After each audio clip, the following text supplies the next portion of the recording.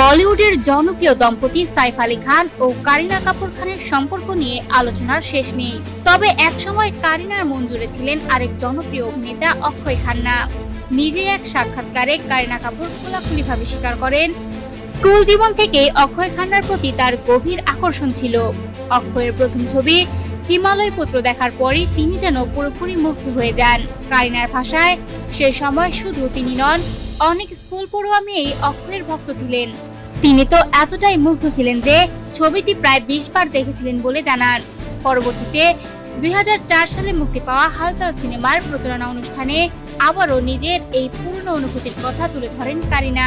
সেখানে তিনি অক্ষয় খান্নাকে খুবই কিউট এবং অসাধারণ অভিনেতা হিসেবে প্রশংসা করেন এবং বলেন তিনি মনে করেন অক্ষয় আন্তর্জাতিক চলচ্চিত্র ইন্ডাস্ট্রিতেও ভালো করতে পারতেন। অন্যদিকে অক্ষয় খান্না বলিউডে পা রাখেন 1997 সালে হিমালয় পুত্র ছবির মাধ্যমে। একই বছর থেকেই তার অভিনয় জীবন শুরু হয়। এরপর খুব অল্প সময়ের মধ্যেই বলিউডে নিজের জায়গা তৈরি করেন তিনি।